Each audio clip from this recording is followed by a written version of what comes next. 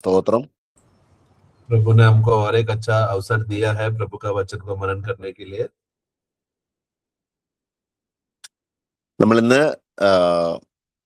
അഹരോന്റെ ക്രമപ്രകാരം കർത്താവായ യേശു ക്രിസ്തുറി മൽക്കസദേക്കിന്റെ ക്രമപ്രകാരം കർത്താവ് ഒരു മഹാപുരോഹിതനായിരിക്കുന്നതിന്റെ നമുക്ക് ലഭിക്കുന്ന ആ വലിയ അനുഗ്രഹത്തെക്കുറിച്ചാണ് നമ്മൾ ഇന്ന് ചിന്തിക്കുന്നത്. आज हम लोग प्रभु यीशु मसीह के महायाजक का सेवा को, जो मलकीसदेक के क्रमांक के अनुसार यीशु मसीह जो महायाजक बना, जिसके वजह से विश्वासियों को कैसा फायदा हुआ है करके उस विषय को हम देखेंगे। നമുക്ക് എബ്രായ ലേഖനം 6 അധ്യായം 17 വാക്യവും വായിക്കുമ്പോൾ, इब्रानियों को पुस्तक 6 का 17 हम पढ़ते समय में അതിന്റെ 6:17 അതുകൊണ്ട് ദൈവം വാഗ്ദത്തത്തിന്റെ അവകാശികൾക്ക് തന്റെ ആലോചന മാറാത്തത് എന്ന് അധികം സ്പഷ്ടമായി കാണിപ്പാൻ ഇച്ഛിച്ച് ഒരു ആണയാലും ഉറപ്പ് കൊടുത്തു. वहां पर हम पढ़ते समय में 17 में, इसलिए जब परमेश्वर ने प्रतिज्ञा के वारिस पर और भी साफ रीति से प्रकट कराना चाहा कि उसने मनसा बदले नहीं ये मनसा बदले नहीं सकता, तो शपथ को बीच में लाया। ഇവിടെ വാഗ്ദാനത്തിന്റെ അവകാശം എന്ന് പറയുന്നത് ദൈവം ഒരു കൂട്ടം ആൾക്കാരെ വാഗ്ദാനം കൊടുത്ത് അവകാശികളാക്കി. അത് നമുക്ക് അതെന്താണ് ആ വാഗ്ദാനം എന്ന് തീത്തോസിന്റെ ലേഖനം 1 അധ്യായം 2 വാക്യത്തിലുണ്ട്. वहां पर जब प्रतिज्ञा के वारिस के बारे में हम पढ़ते समय में, ये किस रीति से कौन है ये प्रतिज्ञा के वारिस के बारे में हम देखते समय में तीतुस पुस्तक में हम पढ़ते समय में हम देखते हैं, ഫോഷ്കില്ലാത്ത ദൈവം സകല കാലത്തിനു മുൻപേ വാഗ്ദത്തം ചെയ്ത നിത്യജീവന്റെ പ്രത്യാശ. അപ്പം ദൈവം സകല കാലത്തിന് മുൻപേ, അല്ലെങ്കിൽ ടൈം ഫ്രെയിമിന് മുൻപേ തന്നെ ഒരു കൂട്ടം ആൾക്കാർക്ക് നിത്യജീവനെ വാഗ്ദാനം കൊടുക്കാനായിട്ട് നേരത്തെ തീരുമാനിച്ചിരുന്നു. तीतुस का 1 का 2 पढ़ेंगे। उस अनंत जीवन की आशा पर जिसकी प्रतिज्ञा परमेश्वर ने, जो झूठ बोल नहीं सकता, सनातन से की है। तो परमेश्वर ने सनातन से ही या उत्पत्ति से पहले ही प्रभु ने अपने लोगों को एक प्रतिज्ञा देकर अनंत काल का जीवन देकर कुछ लोगों को प्रभु ने चुना था। അപ്പൊ ഇത് തന്നെയാണ് നമ്മൾ യോഹന്നാന്റെ ലേഖനത്തിലും വായിക്കുന്നുണ്ട്. അവൻ നമുക്ക് നിത്യജീവൻ വാഗ്ദത്തം ചെയ്തു. यही बात हम लोग यूहन्ना का लेखा में भी पढ़ते समय में हम देखते हैं कि उन्होंने हमें अनंत काल का जीवन का वाचा बांधा। അപ്പോൾ ഈ വാഗ്ദത്തം ലഭിച്ചവർക്ക്, നമ്മൾ എബ്രായ ലേഖനം 6 അധ്യായത്തിലേക്ക് വീണ്ടും വരികയാണ്. ഈ വാഗ്ദത്തം ലഭിച്ചവർക്ക് അത് മാറിക്കൂടാത്ത നിലയിൽ ദൈവം ഫോഷ്ക്ക് പറയാത്ത ദൈവമായതുകൊണ്ട് ഒന്ന് ഒരു ആണയാൽ ഉറപ്പ് കൊടുത്തു. അവിടെ 6:17 വാക്യത്തിലേക്ക് തിരികെ വരികയാണ്. तो हम लोग वापस इब्रानी 6 का 17 में पढ़ते समय में ये प्रतिज्ञा का ये जो वारिसों को प्रभु अभी क्या करना चाहता है कि वो अभी एक बात बताना चाहता है कि अभी जिसके आधार पर प्रभु खुद झूठ नहीं बोल सकता और ना ही उनके बातें बदल नहीं सकता, वो उसके लिए वो क्या करता है, वो एक शपथ देकर वो बात को स्थापना करता है.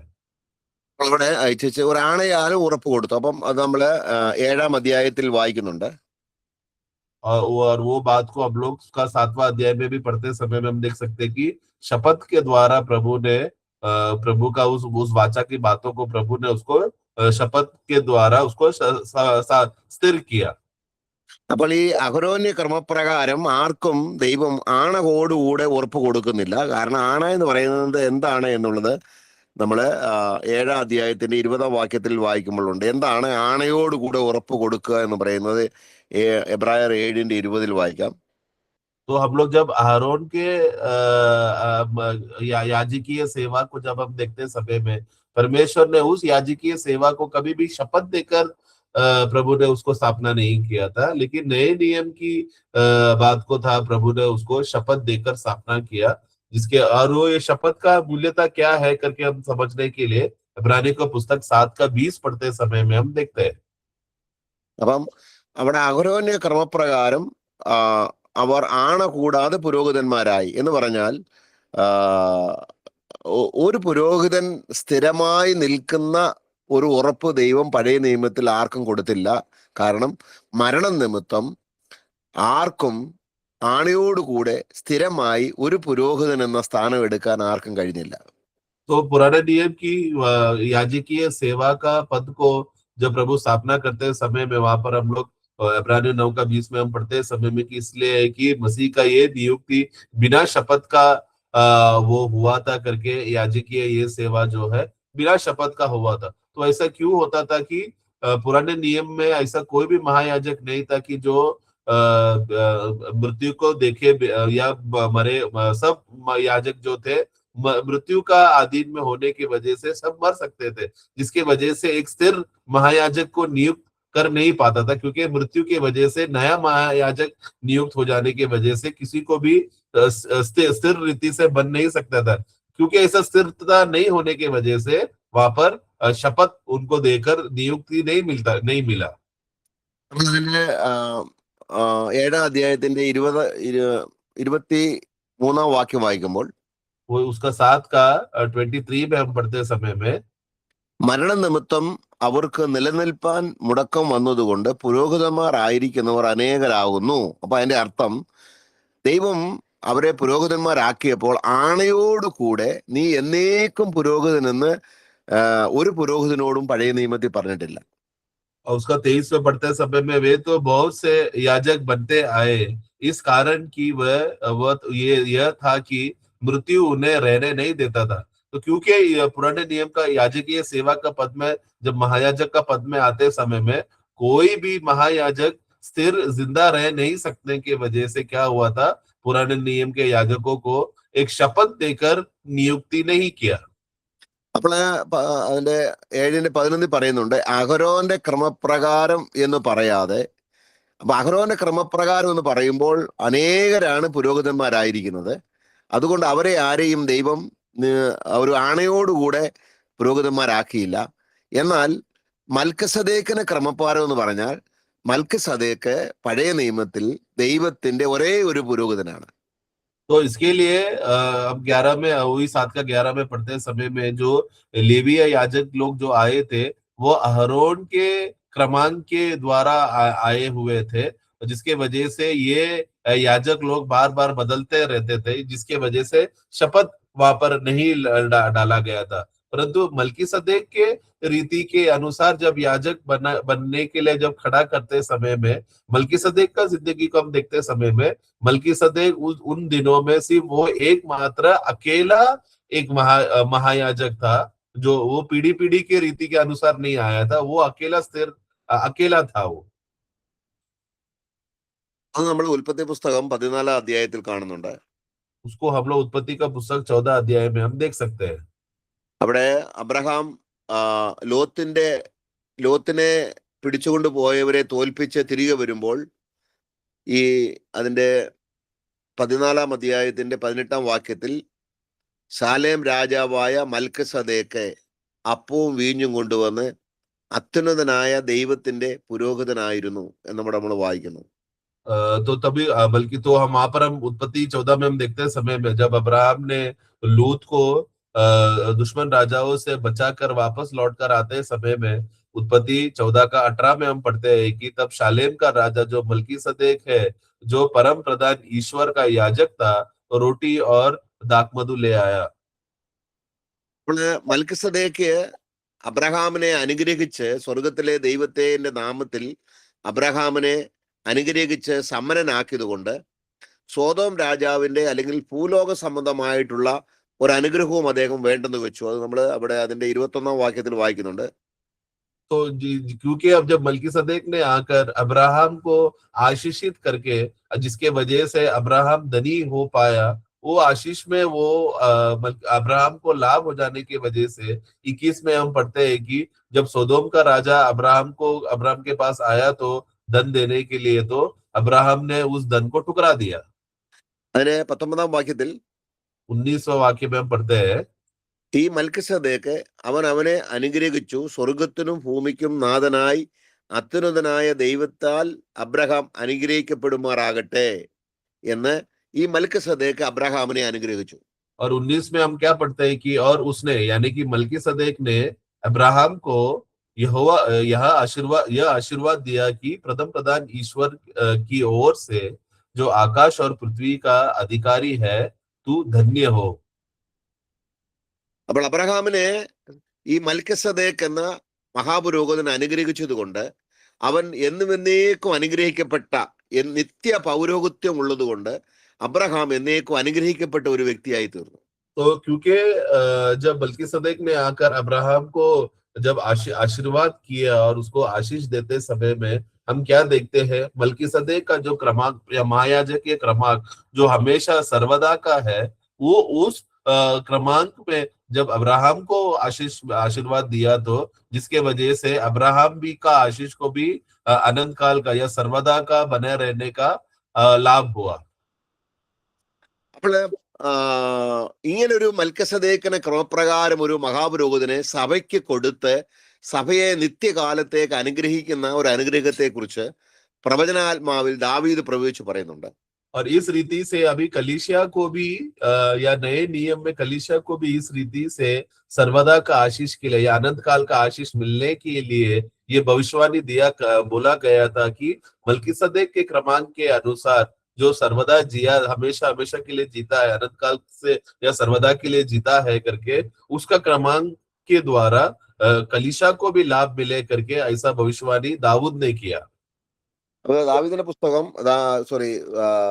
സങ്കീർത്തനം 110 ഒന്നാം വാക്യത്തിൽ നമ്മൾ വായിക്കുമ്പോൾ भजन संगीता 110 का 1 में हम पढ़ते हैं, യഹോവ എന്റെ കർത്താവിനോട് അരുളി ചെയ്തത്, यहोवा ने मेरे परमेश्वर से ये वाणी दिया कि യഹോവ എന്റെ കർത്താവിനോട്, യഹോവ എന്ന് പറയുന്നത് പിതാവായ ദൈവത്തെയും എന്റെ കർത്താവ് എന്ന് പറയുന്നത് യേശുക്രിസ്തുവിനെയാണ്. യഹോവ എന്റെ കർത്താവിനോട് അരുളി ചെയ്യുന്നത്.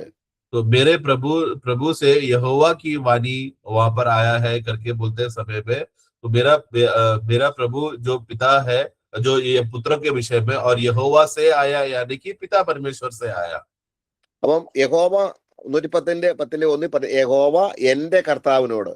അപ്പൊ യഹോവ എന്ന് പറയുന്നത് പിതാവായ ദൈവത്തെയാണ്, എന്റെ കർത്താവ് എന്ന് പറയുന്നത് യേശുക്രിസ്തുവിനെയാണ്.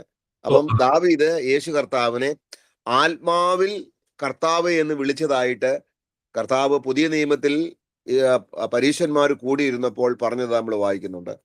तो वहां पर मेरा प्रभु से यहोवा की वाणी, तो वहां पर यहोवा यानी कि पिता परमेश्वर के विषय में बोला गया है, मेरा प्रभु यानी कि यीशु मसीह के बारे में बोला गया है, जो भजन में हम यहाँ पर पढ़ते समय में हम देखते हैं, जिसके विषय में यीशु ने जब फरीसियों के साथ बैठते समय में यीशु ने कहा था कि दाऊद ने आत्मा में मुझे प्रभु करके पुकारा है करके, ऐसा एक बात प्रभु ने फरीसी को बोला था।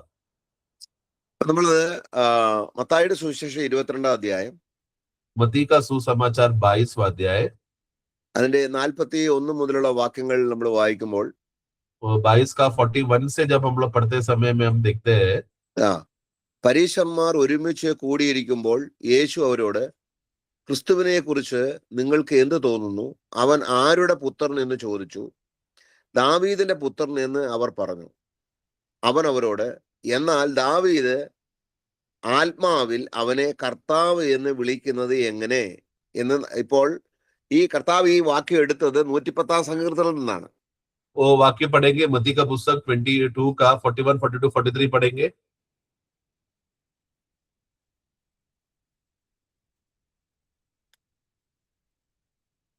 पढ़ना। जब फरीसी इकट्ठे थे तो यीशु ने उनसे पूछा कि मसीह के विषय में तुम क्या समझते हो, वह किसका संतान है? उन्होंने उससे कहा, दाऊद का।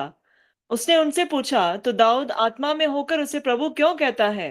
तो प्रभु ये वचन को ये जो वाक्य है, ये प्रभु वहां पर भजन संगीता 110 का कोटेशन लेकर प्रभु यहाँ पर फरीसियों को कहता है। കർത്താവിനെ ദാവീദ് പരിശുദ്ധാത്മാവിൽ കർത്താവേ എന്ന് വിളിച്ചപ്പോൾ എങ്ങനെയാണ് ദാവീദിന്റെ പുത്രനാകുന്നത് എന്ന് കർത്താവ് അവരോട് ചോദിക്കുകയാണ്. तो प्रभु वहां पर फरीसियों को सवाल पूछ रहा है कि जब दाऊद ने यहोवा परमेश्वर को यानी कि यहोवा को हे मेरे प्रभु करके वो पुकारा, तो ऐसा अगर वो प्रभु करके पुकार रहा है, तो फिर जो आने वाला मसीह कैसा दाऊद का पुत्र बन सकता है? അപ്പോൾ അഹരോന്റെ ക്രമപ്രകാരം എന്ന് പറയുമ്പോൾ तो हरोन का क्रमांक के अनुसार अगर जब पढ़ते समय में എന്ന് പറഞ്ഞാൽ അഹരോന്റെ ക്രമത്തിലാണ് യേശു മഹാപുരോഹിതനാകുന്നത്. तो तो अब हम लोग क्रमांक में देखते समय में यीशु जो क्रमांक में जो महायाजक बना वो मलकीसदेक के क्रमांक के अनुसार है. അപ്പം മൽക്കിസേദക്കിന്റെ ക്രമം നമ്മൾ നോക്കുമ്പോൾ അതിന്റെ എബ്രായ ലേഖനം 7 അധ്യായത്തിന്റെ 1 മുതൽ 3 വരെ വാക്യങ്ങൾ നമ്മൾ വായിക്കുന്നുണ്ട്. इब्रानियों का पुस्तक 7 का 1 से 3 पढ़ते समय में वहां पर वो क्रमांक को हम देखते हैं. അവിടെ മൽക്കിസദേക്കിനെ കുറിച്ച് അതിന്റെ 3-ാം വാക്യത്തിൽ നമ്മൾ വായിക്കുന്നു. 1 का 7 का 3 पढ़ना. इब्रानियों 7:3. जिसका न पिता न माता न वंशावली है, जिसके न दिनों का आदि है और न जीवन का अंत है, परंतु परमेश्वर के पुत्र के स्वरूप ठहरा. അപ്പോൾ കർത്താവായ യേശു ക്രിസ്തുവിന്റെ മനുഷ്യവംശത്തോടുള്ള ബന്ധത്തിൽ അവന് മാതാവില്ല, പിതാവില്ല, അവന് ആരംഭമില്ല, അവസാനമില്ല. അവൻ എപ്പോഴും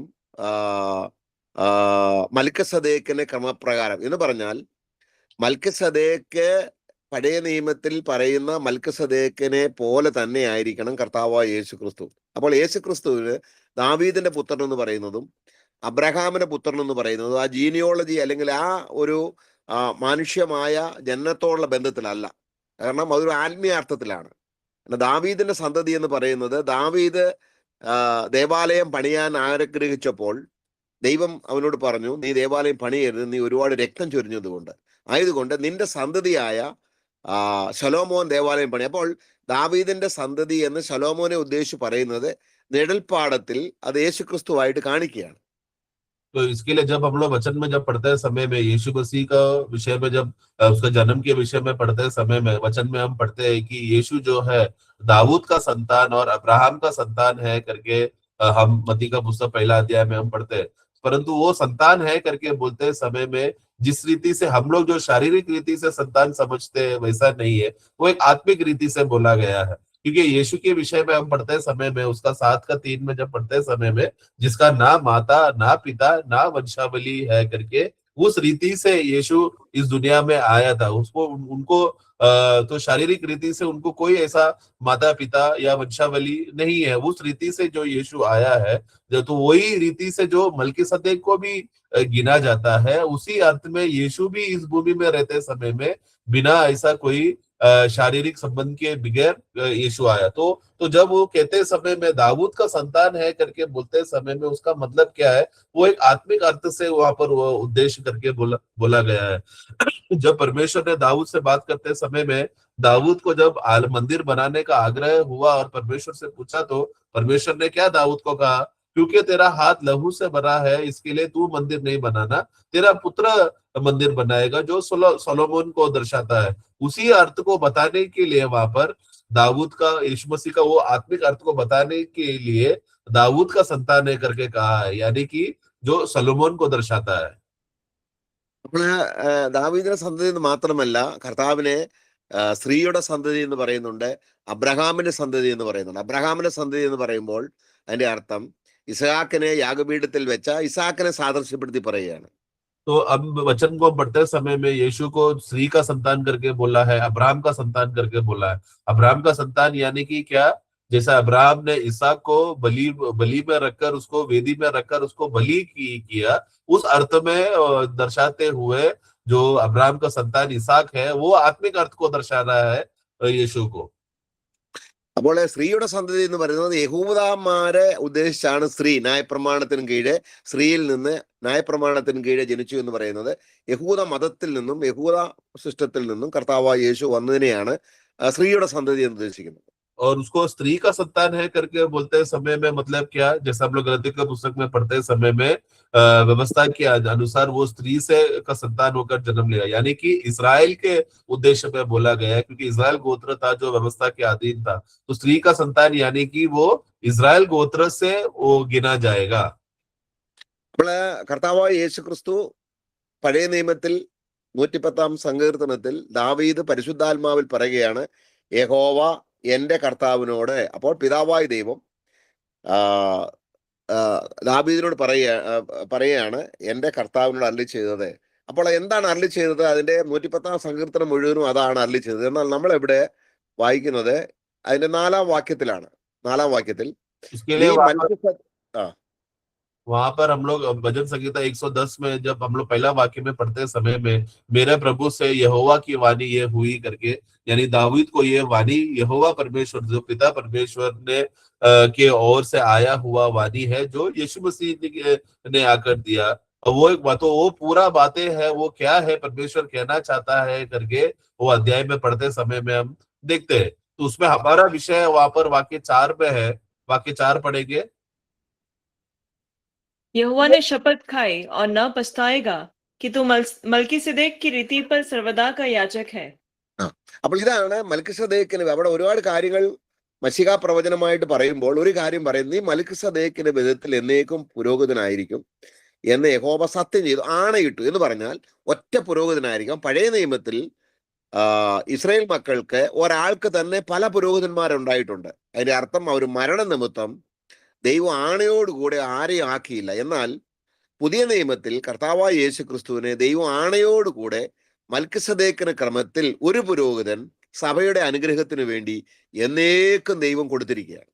तो इसके लिए उसका 4 में हम पढ़ते समय में यहोवा ने शपथ खाई करके वहां पर हम पढ़ते हैं, जो है मल्कीसदेक के क्रमांक के अनुसार की रीति को सर्वदा याजक है बनने के लिए शपथ खाकर ये वाणी दिया था। तो वो क्योंकि ये शपथ क्यों था? क्योंकि मल्कीसदेक एक अकेला महायाजक है और वो स्थिर रहता है। तो पुराने नियम में जब भी आरोन के वंशावली के या आरोन के क्रमांक के महायाजक आते समय में, वो सेवा करते समय में, एक व्यक्ति जब आराधना करने के लिए आते समय में उस व्यक्ति को बहुत सारा महायाजकों को उसने अपने जीवन में देखा है। ऐसा क्यों हुआ? क्योंकि महायाजक के उस समय में मृत्यु के वजह से बदलना पड़ता था, नया महायाजक को स्थापना करना पड़ता था, वो स्थिर नहीं रहता था। परंतु मल्कीसदेक का क्रमांक के अनुसार क्या होता है? शपथ देकर वो देने की वजह से वो याजकीय सेवा सर्वदा के लिए या स्थिर रहने वाला, ना बदलने वाला एक ही व्यक्ति हमेशा के लिए बन जाता है. അപ്പം മൽക്കിസദേക്കിന്റെ ക്രമപ്രകാരം എന്ന് പറയുമ്പോൾ ഒന്ന്, അത് ഒരു രാജാവാണ്, നിത്യമായിട്ടും അവൻ ഒരു പുരോഹിതനാണ്, അവനേക്ക് നിൽക്കുന്ന പൗരോഹിത്യം.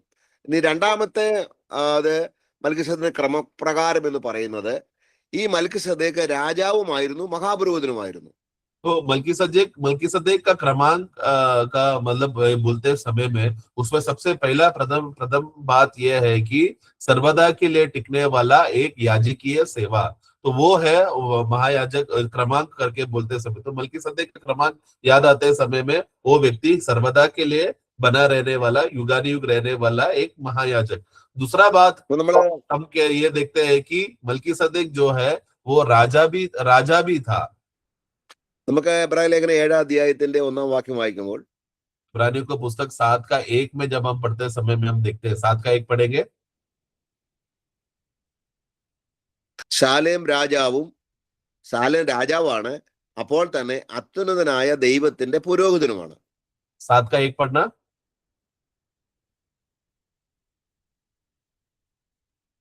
यह मल्कीसिदेक शालेम का राजा और परम प्रधान परमेश्वर का याजक सर्वदा याजक बना रहता है. बस तो वहां पर हम देखते हैं कि मल्कीसदेक कौन है? शालेम का राजा भी है और परम प्रधान परमेश्वर का याजक भी है. അപ്പം മഹാപുരോഹിത ഓരോ വ്യക്തിക്ക് തന്നെ 2 റോളാണ്. ഒന്ന്, ഒരേ സമയത്ത് രാജാവാണ്, അതേ സമയത്ത് പുരോഹിതനുമാണ്. तो ये व्यक्ति को एक ही व्यक्ति रहते समय में 2 जिम्मेदारियां था. एक है कि वो राजा भी था और महायाजक भी था. എന്നാൽ അഹ്റോന്യ ക്രമപ്രകാരം പുരോഹിതൻ മാത്രമാണ്, രാജാവ് വേറെയാണ്. परंतु आरोन के क्रमांक में जब हम लोग देखते समय में वहां पर हम क्या देखते हैं? उन दिनों में राजा करके दूसरा व्यक्ति था, महायाजक वो कोई और था. ഇനിയും കർത്താവായ യേശു ക്രിസ്തു രാജാവാണ്. प्रभु के संबंध में हम देखते समय में यीशु मसीह राजाओं का राजा है.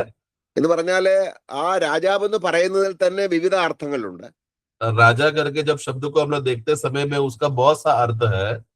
അപ്പോൾ മൽക്കിസദേക്ക് അങ്ങനെ തന്നെയാണ്. നമ്മൾ 7-ാം അധ്യായത്തിന്റെ 2-ാം വാക്യത്തിൽ നമ്മൾ വായിക്കുമ്പോൾ, और फिर हम लोग मल्कीसदेक के संबंध में हम लोग पढ़ते समय में हम लोग 7 का दूसरा वाक्य में पढ़ते समय में हम देखते हैं कि അവന്റെ പേരിന് ആദ്യം നീതിയുടെ രാജാവെന്നും പിന്നെ ശാലേം എന്ന് വെച്ചാൽ സമാധാനത്തിന്റെ രാജാവ് എന്നും അർത്ഥം. तो जो मलकीसदेक का जो नाम का अर्थ करके हम बोलते हैं समय में, पहला तो उसका नाम का अर्थ के अनुसार धर्म का राजा, और फिर है शालेम अर्थात शांति का राजा.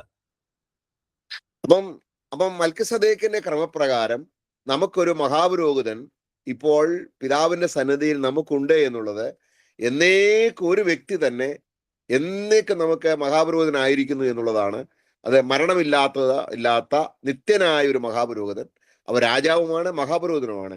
അവൻ എന്ത് ചെയ്യുന്നു? അവന്റെ ജോലി എന്ന് പറയുന്നത് അവൻ രാജാവിനെ അല്ലെങ്കിൽ അബ്രഹാമിനെ അനുഗ്രഹിച്ചു എന്ന് വായിക്കുന്നു.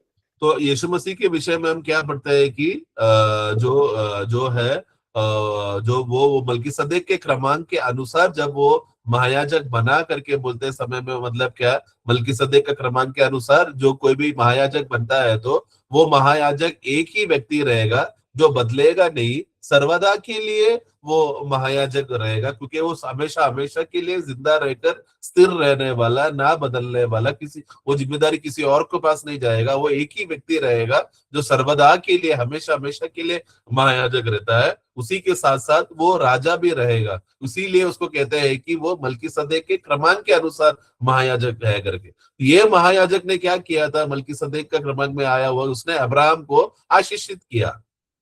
അബ്രഹാം തന്നെ വലിയൊരാളാണ്. अब्राहम स्वयं एक बड़ा आदमी है, അദ്ദേഹം ഗോത്രപിതാവാണ്. वो एक गोत्र का पिता है. അപ്പോൾ ഈ ഗോത്രപിതാവിനെ അനുഗ്രഹിച്ചു എന്നുള്ളത് നമ്മളോടുള്ള ബന്ധത്തിൽ കർത്താവായ യേശു ക്രിസ്തുവിനാൽ നാം എന്നേക്കും ഉയർന്നവൻ താണവനെ അനുഗ്രഹിക്കുന്നു. നമ്മൾ അവിടെ അതിന്റെ 7-ാം അധ്യായത്തിന്റെ 4-ാം വാക്യത്തിൽ. और इसके लिए हम क्या पढ़ते हैं कि क्योंकि अभी अब्राहम स्वयं एक बड़ा आदमी था, परंतु मलकीसदेक जो है वो अब्राहम को उसने आकर आशीषित किया. और जब भी कोई व्यक्ति आशीष करते समय में, आशीर्वाद देते समय में, वाक्य 4 में हम लोग हम देखते हैं कि किस रीति से एक बड़ा आदमी आकर है छोटे को आशीर्वाद करता है. അതിന്റെ 7-ന്റെ 7-ാം വാക്യം 7 का 7 पढ़ेंगे. और उसमें संदेह नहीं कि छोटा बड़े से आशीष पाता है. അപ്പോൾ അബ്രഹാമിനെ ദൈവം മൽക്കിസദേക്ക് അനുഗ്രഹിച്ചപ്പോൾ മൽക്കിസദേക്കിൽ നിന്നും അനുഗ്രഹം പ്രാപിക്കത്തക്കവണ്ണം മൽക്കിസദേക്ക് ഉയർന്നവനും അബ്രഹാം ആ അനുഗ്രഹം പ്രാപിച്ചവനുമായി അബ്രഹാം എല്ലാ കാലത്തും അനുഗ്രഹിക്കപ്പെട്ടവനായി തീർന്നു. तो क्योंकि अभी अब्राहम जो है मलकीसदेक से उसने आशीषित पाया, आशीर्वाद पाया, जिसके वजह से वहां पर क्या हो गया, मलकीसदेक जो है बड़ा बन गया. और वो बड़े ने छोटे को, जो अब्राहम को जब आशीर्वाद देते समय में, उस आशीर्वाद का लाभ क्या हो गया कि अब्राहम सर्वदा के लिए, हमेशा हमेशा के लिए आशीषित रहा. അപ്പോൾ ഈ വശം നമ്മൾ മനസ്സിലാക്കിയാണ് നമ്മളെ എഫേസ്യ ലേഖനം 1-ാം അധ്യായത്തിന്റെ 4-ാം വാക്യത്തിൽ 3-ാം വാക്യത്തിൽ സ്വർഗത്തിലെ സകല ആത്മീയ അനുഗ്രഹങ്ങളാലും നമ്മളെ ക്രിസ്തുയേശുവിൽ അനുഗ്രഹിച്ചിരിക്കുന്ന ദൈവം വാഴ്ത്തപ്പെട്ടവൻ. കാരണം ദൈവം ക്രിസ്തുവിൽ അനുഗ്രഹിക്കുക എന്ന് പറഞ്ഞാൽ അത് എന്നേക്കുമുള്ള ഉയർന്നവൻ താണവനെ അനുഗ്രഹിക്കുന്ന, അല്ലെങ്കിൽ നമ്മളെ ഉയർന്നവനായ മഹാപുരോഹിതനായ യേശു ക്രിസ്തു. നമുക്ക് ആ വാക്യം ഒന്ന് വായിക്കാം. എഫേസ്യ ലേഖനം इसी अर्थ में है जब हम एफेसुस का पुस्तक 1 अध्याय 3 में हम लोग पढ़ते समय में, जहाँ पर हम पढ़ते हैं कि हमारे प्रभु यीशु मसीह के परमेश्वर और पिता को धन्यवाद करें जिसने हमें मसीह में स्वर्गीय स्थान में सब प्रकार का से आशीषित दी है. तो हमें जो स्वर्ग में सब प्रकार का आशीर्वाद दिया है करके बोलते समय वो किस बात का आशीर्वाद हमको सर्वदा के लिए हमको मिला गया है, क्योंकि मलकीसदेक के क्रमांक के अनुसार जो महायाजक है प्रभु यीशु मसीह, उस आधार पर है हमें ये आशीष मिला है. അപ്പം നമ്മുടെ സ്വർഗത്തിലെ സകല ആത്മീയ അനുഗ്രഹങ്ങളാലും ഈ മൽക്കിസദേക്കിന്റെ ക്രമപ്രകാരം ഒറ്റ മഹാപുരോഹിതനാൽ ഉയർന്നവനായ മഹാപുരോഹിതനായ ക്രിസ്തുവിലൂടെ നമ്മളെല്ലാവരും ഒരുപോലെ ആശീർവദിക്കപ്പെട്ടവരാണ്, അനുഗ്രഹിക്കപ്പെട്ടവരാണ്. तो स्वर्ग का सब स्वर्गीय स्थानों का सब प्रकार की आशीर्वाद और आशीष से हम आशीषित किए गए, आशीर्वाद मिला गया है करके बोलते समय में, ये कौन हमको आशीर्वाद कर रहा है? मलकीसदेक के क्रमांक के अनुसार एक ही महायाजक है जो कभी बदलता नहीं, और ये एक ही महायाजक प्रभु यीशु मसीह स्थिर रहकर सर्वदा जीने वाला व्यक्ति हमसे भी बड़ा है. और वो बड़ा प्रभु क्या कर रहा है? हम जो छोटे हैं हमें आशीर्वाद दे रहा है. ഈ മഹാപുരോഹിതന്റെ ക്രമത്തിൽ, മൽക്കിസദേക്കിന്റെ ക്രമത്തിൽ മഹാപുരോഹിതനായ ക്രിസ്തുയേശുവിനോട് ചേർന്ന് പോകുന്നവരുടെ അനുഗ്രഹമാണ് ഈ എബ്രായ ലേഖനം മുഴുവനും പറഞ്ഞിരിക്കുന്നത്. तो अभी इसीलिए जो कोई भी ये मलकीसदेक के क्रमांक के अनुसार बना हुआ जो महायाजक ने जिनको आशीषित किया है, वो आशीषित लोग जो है वाचा का संतान है, उन लोगों को क्या क्या बातों का आशीष है या क्या क्या बातें है करके है संबंध में है हम लोग इब्रानियों का पुस्तक में हम पढ़ते हैं।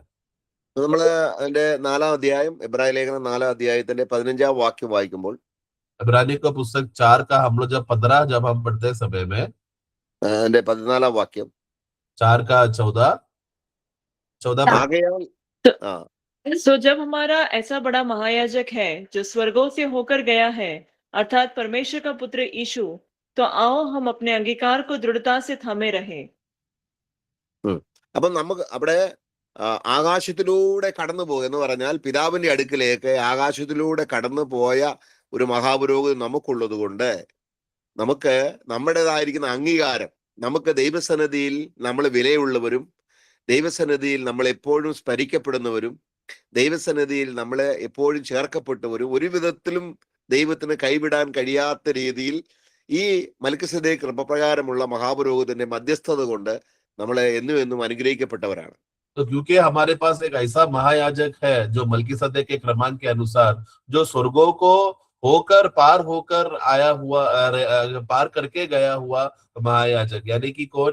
प्रभु यीशु मसीह ने हमें पूरा स्वर्ग को पार करके पिता परमेश्वर की उपस्थिति में पहुंचाया हुआ एक मलकीसदेक के क्रमांक के अनुसार रहने वाला महायाजक। ये क्रमांक का खासियत क्या है कि सर्वदा जीने वाला एक ही व्यक्ति है। उन्होंने क्या किया? हमें पिता की उपस्थिति में हमेशा हमें थामता है, हमें संभालता है, हमारे विषय में मध्यस्थी करने वाला ऐसा श्रेष्ठ महायाजक हमारे लिए होने की वजह से क्या करना? अपना अंगीकार को दृढ़ता से थामे रहे। നമുക്ക് നിത്യജീവൻ കിട്ടിയെങ്കിൽ ഈ നിത്യജീവൻ ഉള്ള ഒരു മഹാപുരോഹിതൻ നമുക്കുള്ളത് കൊണ്ട് അതാണ് നമ്മൾ വായിക്കുന്നത്. ദൈവം എന്ത് ചെയ്തു? നിത്യജീവൻ മാത്രമല്ല തന്നത്, നിത്യജീവനുള്ള ഒരു മഹാപുരോഹിതനെയും കൂടെ നമുക്ക് ആണയാൽ ഉറപ്പാക്കി. അതാണ് നമ്മൾ വായിച്ചു തുടങ്ങിയത്. നമ്മൾ എബ്രായ ലേഖനം 6-ാം വാക്യത്തിൽ വായിച്ചതുകൊണ്ട്. അതുകൊണ്ട് ദൈവം വാഗ്ദാനത്തിന്റെ അവകാശികൾക്ക്, ഈ വാഗ്ദാനം ഉദ്ദേശിക്കുന്ന നിത്യജീവന്റെ വാഗ്ദാനത്തെ കുറിച്ചാണ്. അതിനോട് ചേർന്നെല്ലാം സ്വർഗത്തിലെ സകലമായ വാഗ്ദാനങ്ങളും ഈ മഹാപുരോഹിതനിലൂടെ നമുക്ക് ലഭ്യമാണ്. അവിടെ വായിക്കുകയാണ്, അതുകൊണ്ട് ദൈവം വാഗ്ദാനത്തിന്റെ അവകാശികൾക്ക് തന്റെ ആലോചന, ഈ ക്രിസ്തു മൂലമുള്ള ഒരാലോചനയും ശിഥിലമായി പോകുകയില്ല, നമുക്കത് സ്ഥിരമാണ്, ദൈവം അത് ഉറപ്പ് വരുത്തിയിരിക്കുകയാണ്, ദൈവത്തിന് പോഷ്ക്ക് പറയാൻ കഴിയുകയില്ല, ഒരാണയോടുകൂടെ ഉറപ്പ് കൊടുത്ത് നമുക്ക് യേശുക്രിസ്തുവിനെ മഹാപുരോഹിതനായി തന്നിരിക്കുകയാണ്. तो इसके लिए जब हर एक विश्वासी लोगों को जिसको अनंत काल का जीवन मिला है, उन लोगों को खासियत क्या है कि वो हर एक विश्वासियों को, जिनको अनंत काल का जीवन मिला हुआ विश्वासी को अनंत काल का जीवन ही केवल मिला ही नहीं है, बल्कि उनको अनंत काल स्थिर रहने वाला एक महायाजक को भी दिया गया है। जो वो ये महायाजक को देते समय में पिता परमेश्वर ने शपथ देकर हमें ये महायाजक दिया, जिसकी वजह से हम लोग ने शुरुआत में इब्रानी को पुस्तक 6 का 17 में हम लोग पढ़ते समय में वो उस वचन से हम लोग ने शुरुआत किया था कि हमें जो परमेश्वर से प्रतिज्ञा की वारिसों को प्रभु ने क्या किया, एक ऐसा शपथ देकर ये हमें वाणी दिया, क्योंकि जिसके इस शपथ का खासियत ये है कि परमेश्वर अभी अपना बातों को वो बदलेगा नहीं, वो स्थिर रखना चाहता है। वो बात को बताने के लिए है हमें एक श्रेष्ठ महायाजक जो मलकीसदेक के क्रमांक के अनुसार सर्वदा टिका रहने वाला यीशु मसीह को हमें दिया। ഈ കർത്താവായ യേശുക്രിസ്തു ആണയോടുകൂടെ നമുക്ക് മഹാപുരോഹിതനായി തീർന്നപ്പോൾ അവിടെ ഒരിക്കലും ആ ആണ അഴിഞ്ഞു പോകുന്നില്ല, അത് ആ ആണ സ്ഥിരമാണ്. तो क्योंकि हमें जो हमको महायाजक मिलते समय में वो प्रभु ने शपथ देकर हमें ये स्थापना करने की वजह से, ये शपथ का खासियत क्या है कि ये जो बातें अभी उसमें बोला है वो बदलेगा नहीं, वो स्थिर रहेगा। നമ്മള് എബ്രായ ലേഖനം 7-ന്റെ 15 കൂടെ വായിക്കുമ്പോൾ इब्रानियों को पुस्तक 7 का 15 भी हम लोग पढ़ते हैं। ജഡസംബന്ധമായ കൽപ്പനയുടെ പ്രമാണത്താൽ അല്ല, അഴിഞ്ഞു പോകാത്ത ജീവന്റെ ശക്തിയാൽ ഉളവായ വേറെ ഒരു മഹാപുരോഹിതൻ മൽക്കിസദേക്കിന്റെ സദൃശനായി ഉദിക്കുന്നു എങ്കിൽ അത് ഏറ്റവും അധികം നമുക്ക് ദൈവത്തോട് അടുക്കാൻ പ്രാഗൽഭ്യം ലഭിച്ചിരിക്കുകയാണ്. എബ്രായർ 7-ന്റെ 15. और जब मलकीसदेक के समान एक और ऐसा याजक उत्पन्न होने वाला था जो शारीरिक आज्ञा की व्यवस्था के अनुसार नहीं पर अविनाशी जीवन की सामर्थ्य के अनुसार नियुक्त हो तो हमारा दावा और भी स्पष्टता से प्रकट हो गया। Amen. അപ്പൊ നമുക്ക് നിത്യജീവൻ ഉണ്ടെന്നുള്ള ഉറപ്പ് നമ്മളിലേക്ക് നോക്കിയല്ല നമ്മൾ ഉറപ്പ് വരുത്തേണ്ടത്. നമുക്കൊരു മഹാപുരോഹിതനുണ്ട്. പിന്നെയും പിന്നെയും വചനത്തിൽ എടുത്തെടുത്ത് പറയുകയാണ്, നമുക്ക് ഇങ്ങനെ ഒരു മഹാപുരോഹിതനുണ്ട്, നമുക്ക് ഇങ്ങനെ ഒരു മഹാപുരോഹിതനുണ്ട്. അപ്പൊ അത് വിശ്വാസത്തിന്റെ ഉറപ്പിന് വേണ്ടി വചനത്തിൽ പറയുകയാണ്, നമുക്ക് നിത്യജീവനുള്ള ഉറപ്പ് നമുക്ക് ഇങ്ങനെ ഒരു മഹാപുരോഹിതനുണ്ട് എന്ന് വിശ്വസിക്കുന്നതിലൂടെയാണ്. तो हमें जब अनंत काल का जीवन मिला करके बोलते समय में, ये अनंत काल का जीवन ये हमारे मेहनत से कमाया हुआ नहीं है, बल्कि हम ये वो इसके लिए है कि हमारे पास एक श्रेष्ठ महायाजक है। तो इसके लिए वचन बार बार हमें ये बात को देखकर हमें प्रोत्साहन करना चाहता है कि देखो एक महायाजक को देखो, उस महायाजक है करके ये बात का मजबूती या ये बात का हौसला देकर हमें मजबूत करके स्थिर करना चाहता है। അപ്പൊ മഹാപുരോഹിതൻ ഉള്ളവർക്ക്, ഈ മഹാപുരോഹിതനായ മൽക്കിസദേക്കിന് ക്രമപ്രകാരമുള്ള മഹാപുരോഹിതൻ ഉള്ളവർക്ക് നിത്യജീവനുണ്ട്. तो क्योंकि जिसके पास महायाजक है और ये जो महायाजक मल्कीसदेक के क्रमांक के अनुसार आया हुआ नियुक्त किया हुआ महायाजक है, तो वो जिन जिन लोगों का वो महायाजक है उन लोगों के पास अनंत काल का जीवन भी है। അപ്പോൾ അതിന്റെ എബ്രായ ലേഖനം 8-ാം അധ്യായത്തിന്റെ 1-ാം വാക്യം നമ്മൾ വായിക്കുന്നു. इब्रानियों का पुस्तक 8:1 में हम पढ़ते हैं, നാം ഈ പറയുന്നതിന്റെ സാരം എന്തെന്നാൽ, സ്വർഗത്തിൽ മഹിമാസനത്തിന്റെ വലത്തുഭാഗത്തിരുന്നവനായി വിശുദ്ധ സ്ഥലത്തിന്റെയും മനുഷ്യനല്ല കർത്താവ് സ്ഥാപിച്ച സത്യകൂടാരത്തിന്റെയും ശുശ്രൂഷകനായ മഹാപുരോഹിതൻ നമുക്കുണ്ട്. पढ़ना 8:1 और 2।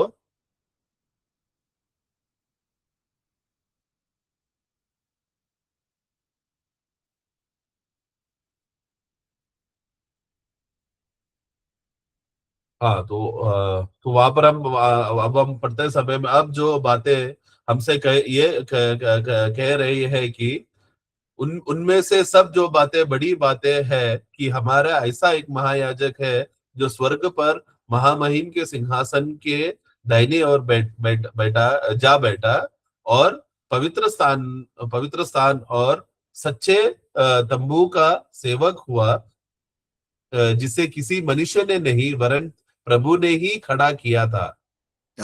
അപ്പോൾ ഈ മഹാപുരോഹിതന്റെ ആവശ്യകത എന്താണ്? अब ये महायाजक का जरूरत क्या है? മനുഷ്യരുടെ ബലഹീനത വരും, मनुष्य लोगों के अंदर जब कमजोरी आएगा, അവരിലെ വിശ്വാസത്തിന്റെ കുറവ് വരും, उनके जीवन में विश्वास के विषय में कमी होगा, അവരെ പാപത്തിൽ വീഴാൻ സാധ്യതയുണ്ട്. विश्वासी लोग पाप में गिर सकते हैं। അപ്പോഴും അവർക്കുള്ള രക്ഷ ഭദ്രമാണ്. കാരണം ഈ മഹാപുരോഹിതൻ പാപത്തിൽ വീഴുന്നില്ല, അവന് ബലഹീനതയില്ല, അവൻ എപ്പോഴും ജീവിക്കുന്ന ഒരേ ഒരു മഹാപുരോഹിതനായി നമുക്കുള്ളത് കൊണ്ട് നമ്മുടെ രക്ഷയും നമ്മുടേതായിരിക്കുന്ന വിശ്വാസത്തിന്റെ ഉറപ്പും ധൈര്യവും ക്രിസ്തുവേശുവിൽ വെച്ചുകൊള്ളുവാൻ, അല്ലെങ്കിൽ ഇങ്ങനെ ഉറപ്പ് വരുത്താനാണ് ദൈവം, പോഷ്കില്ലാത്ത ദൈവം ഈ മഹാപുരോഹിതനെ നമുക്ക് തന്നിരിക്കുന്നത്.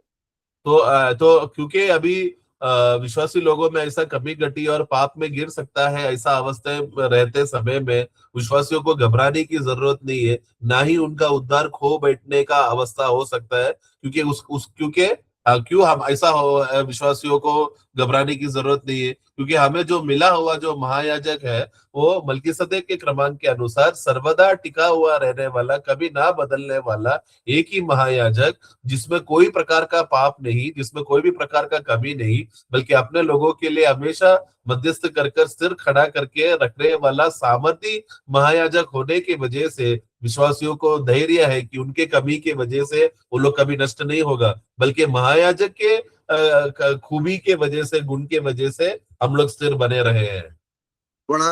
ഒരു വാക്യം കൂടെ നമുക്ക് വായിച്ച് അവസാനിപ്പിക്കാം. അതായത് അതിന്റെ എബ്രായ ലേഖനം 5-ന്റെ 1-ാം വാക്യം കൂടെ 1-2 വാക്യങ്ങൾ വായിക്കുമ്പോൾ, इब्रानियों का 5:1-2 में जब हम पढ़ते हैं, മനുഷ്യരുടെ ഇടയിൽ നിന്ന് എടുക്കുന്ന ഏത് മഹാപുരോഹിതനും പാപങ്ങൾക്കായി വഴിപാടും യാഗവും അർപ്പിപ്പാൻ ദൈവകാര്യത്തിൽ മനുഷ്യർക്ക് വേണ്ടി നിയമിക്കപ്പെടുന്നു. മനുഷ്യർക്ക് വേണ്ടിയാണ്. കാരണം മനുഷ്യർ ബലഹീനതരും തെറ്റിപ്പോകാൻ സാധ്യതയുള്ളവരുമായതുകൊണ്ട് ദൈവം ഈ രക്ഷ ഉറപ്പ് വരുത്തുവാൻ മനുഷ്യർക്ക് വേണ്ടി തന്റെ പുത്രനെ മഹാപുരോഹിതനായി തന്നിരിക്കുകയാണ്. तो हम बढ़ते 5:1 में पढ़ते समय में, क्योंकि हर एक जो महायाजक मनुष्य में से लिया जाता है और मनुष्य के लिए उनके बातों के लिए उनके बातों के विषय के लिए परमेश्वर के संबंध रीति ठहराया जाता था कि उनके विषय में भेंट और पाप बलि चढ़ाया जाए। तो जो महायाजक को जब भी स्थिर कर रहते समय में, मनुष्य से जब लेते समय में, वो क्यों उनको लिया गया है मनुष्य में से ही, ताकि मनुष्य के लिए या मनुष्य के संबंध के लिए परमेश्वर की उपस्थिति में बलि चढ़ाए जाने के लिए, मनुष्य का फायदे के लिए था, हमेशा उनको ठहराया जाता था। അപ്പൊ നമ്മൾ ആദ്യം വായിച്ച ആ വാക്യത്തിലേക്ക് നമുക്ക് ഒന്നുകൂടെ വായിക്കാം. അത് എബ്രായ ലേഖനം 6:17 വാക്യം. इसलिए वापस हम लोग आते हैं इब्रानियों का 6:17 में। അതുകൊണ്ട് ദൈവം വാഗ്ദത്തത്തിന്റെ അവകാശികൾക്ക്, ഈ വാഗ്ദത്തം എന്ന് പറയുന്നത് നിത്യജീവനാണ് വാഗ്ദത്തം ചെയ്തത്. തീത്തോസിന്റെ ലേഖനം നമ്മൾ വായിച്ചു. ഈ तो നിത്യജീവൻ इसके लिए വാഗ്ദത്തം ചെയ്തവർക്ക് നിത്യജീവനുള്ള മഹാപുരോഹിതനെ തന്നെ ദൈവം കൊടുത്തിരിക്കുകയാണ്. तो इसके लिए वहां पर 17 में हम पढ़ते समय में, इसलिए जब परमेश्वर ने प्रतिज्ञा के वारिस पर, तो प्रतिज्ञा के वारिस मतलब कौन, वो क्या प्रतिज्ञा दिया है, अनंत काल का जीवन के विषय में प्रतिज्ञा दिया था, जो हमने तीतुस का 1 में हमने पढ़ा था। ये प्रतिज्ञा पाए हुए वारिसों को या विश्वासियों को जो अनंत काल का जीवन दिया गया है, उसके लिए परमेश्वर ने क्या किया, ऐसे विश्वासियों के लिए, ऐसा वारिसों को एक अनंत काल का या सर्वदा टिका रहने वाला महायाजक को दे दिया। അപ്പോൾ ഈ മഹാപുരോഹിതൻ രാജാവും കൂടിയാണ്. और ये महायाजक का खासियत क्या है कि वो राजा भी है, അവൻ നീതിയുടെ രാജാവാണ്. और धर्म का राजा है, അപ്പോൾ നമ്മുടെ നീതി ക്രിസ്തുവാണ് जिसके वजह से अभी हमारा धार्मिकता मसीह हो गया। എന്ന് പറഞ്ഞാൽ നമ്മുടെ മഹാപുരോഹിതനാണ് ദൈവസന്നിധിയിൽ നമ്മുടേതായിരിക്കുന്ന നീതി. इसके यानी कि हमारा परमेश्वर की उपस्थिति में जो हमारा धार्मिकता, वो एक व्यक्ति है, यीशु मसीह, वो है परमेश्वर के सामने खड़ा है। അവൻ ക്രൂശിൽ മരിച്ച് ഈ നീതി സമ്പാദിച്ചു. उन्होंने क्रूज पर मरकर ये धार्मिकता को स्थापना किया या कमाया। പിന്നെ അവന് സമാധാനത്തിന്റെ രാജാവാണ്. और उसके अलावा वो शांति का राजा भी है। എന്ന് പറഞ്ഞാൽ അവൻ സമാധാനത്തിന്റെ പ്രഭുവാണ്. യേശു ക്രിസ്തുവാണ് നമ്മുടെ സമാധാനം. यानी कि वो शांति का प्रभु होने की वजह से, मतलब कि आज से विश्वासियों का शांति यीशु स्वयं है, क्योंकि वो हमारा शांति है। അങ്ങനെ ക്രൂശിൽ അവൻ മരിച്ച് നമ്മുടെ സമാധാനത്തിനുള്ള ശിക്ഷ അവൻ ഏറ്റെടുത്ത് അവൻ പ്രാപിച്ചെടുത്ത സമാധാനമാണ് നമുക്ക് സമാധാനമായിട്ട് ഇന്നുള്ളത്. तो इस क्रूस में जब यीशु मरकर उन्होंने जो शांति कमाया है, वो शांति को उन्होंने हमें देकर वो हमारा शांति का राजा बन गया। അപ്പൊ ക്രിസ്തുവിനെ മഹാപുരോഹിതനായി തന്നതുകൊണ്ട് ദൈവം ഫോഷ്കില്ലാത്തവനാണെന്നും തന്റെ ആലോചന ഒരിക്കലും മാറിപ്പോകുകയില്ല എന്നും വളരെ സ്പഷ്ടമായി അവൻ തെളിയിക്കുകയാണ് ചെയ്തത്. तो क्योंकि अभी हमें परमेश्वर ने हमें अपना उनका पुत्र को ही या यीशु मसीह को ही महायाजक बनाकर हमारे लिए मलकीसदेक के क्रमांक के अनुसार हमें दे दिया है। देने से वो क्या स्थापना करना चाहता है कि हमारा प्रभु परमेश्वर हमसे झूठ नहीं बोलता, बल्कि हमसे प्रेम करता है और हमारे विषय में सोचता है। तो वो ना अपने बातों से ना बदलेगा बोलकर शपथ देकर ये स्थापना कर परमेश्वर हमें पुत्र महायाजक को दिया। ഈ മഹാപുരോഹിതന്റെ ആവശ്യകത നമ്മുടെ വശത്ത് ബലഹീനതകൾ വരുമെന്ന് കണ്ടുകൊണ്ട് നല്ലവനായ ദൈവം തന്റെ പുത്രനെ നമുക്ക് നമ്മുടെ ബലഹീനതയിൽ സഹതാപം, നമ്മള് 4-ാം അധ്യായത്തിന്റെ 15-ാം വാക്യം അതാണ് പറയുന്നത്. നമുക്കുള്ള മഹാപുരോഹിതൻ നമ്മുടെ ബലഹീനതകളിൽ സഹതാപം കാണിപ്പാൻ കഴിയാത്തവനല്ല. तो इसके लिए महायाजक को जब हमें देते हैं समय में, उनका उद्देश्य क्या है, क्योंकि वो जानते हैं कि विश्वासी लोग या जो वारिस के संतान लोग, क्योंकि वो लोग उनके जीवन में कमी घटी आ सकता है, ये बात को देखकर हमारा परमेश्वर ने क्या किया, जैसे इब्रानियों 4:15 में हम पढ़ते हैं कि क्योंकि वो हमारा ऐसा महायाजक नहीं जो हमारी निर्बलताओं के साथ हमें दुखी नहीं हो सकता, बल्कि वो यानी कि हमारा प्रभु हमारा कमजोरियों को, निर्बलता को जानकर हमारे ऊपर दया दिखाकर हमें संभालने वाला एक श्रेष्ठ महायाजक है। അപ്പോൾ അഹരോന്റെ ക്രമപ്രകാരമുള്ള പൗരോഹിത്യവും മഹാപുരോഹിതനായ അല്ലെങ്കിൽ മൽക്കിസദേക്കിന് ക്രമപ്രകാരമുള്ള പൗരോഹിത്യത്തിന്റെയും വ്യത്യസ്തങ്ങളാണ് നമ്മൾ കണ്ടത്. तो अभी हमने जो मलकीसदेक के क्रमांक के अनुसार और आरोन के क्रमांक के अनुसार जो महायाजक नियुक्त हुए हैं, बने हैं, उनमें क्या फर्क है करके अभी हमने देखा। അപ്പൊ ഇങ്ങനെ ഒരു മഹാപുരോഹിതൻ ഉള്ളത് കൊണ്ട് നമുക്ക് ഏത് സമയത്തും ദൈവസന്നിധിയിലേക്ക് അടുത്തു വരുവാൻ ദൈവം നമുക്ക് വലിയ ഒരു പ്രവേശനം, ഇങ്ങനൊരു മഹാപുരോഹിതൻ ഉള്ളത് കൊണ്ട് നമ്മുടെ വിശ്വാസത്തിന്റെ ഏറ്റുപറച്ചിൽ സന്തോഷത്തോടെ പിതാവിന്റെ അടുക്കിലേക്ക് വരുവാൻ നമുക്ക് അഹരോന്റെ ക്രമപ്രകാരം ഒരു മഹാപുരോഹിതനെ ദൈവം തന്നിരിക്കുന്നതിനായി സ്തോത്രം ചെയ്യാം. इसके लिए प्रियो, हमें ऐसा एक श्रेष्ठ महायाजक प्रभु यीशु मसीह को हमारे लिए दिया है। ऐसा देने की वजह से हमारा विश्वास का अंगीकार को दृढ़ता के साथ आनंद से हम लोग घोषणा करें क्योंकि उन्होंने हमें जो दिया हुआ मलकीसदेक के क्रमांक के अनुसार एक श्रेष्ठ है, और जो हमारे ऊपर दया दिखाकर हमें संभालने वाला, मध्यस्थी करने वाला एक महायाजक हमें दिया है। സ്തോത്രം. നമുക്ക് പ്രാർത്ഥിക്കാം. इस विषय में हम लोग सब प्रभु को हम लोग धन्यवाद दें। Praise the Lord. ഞങ്ങളുടെ വാഴ്ത്തപ്പെട്ട സ്വർഗീയ പിതാവേ, അവിടുത്തെ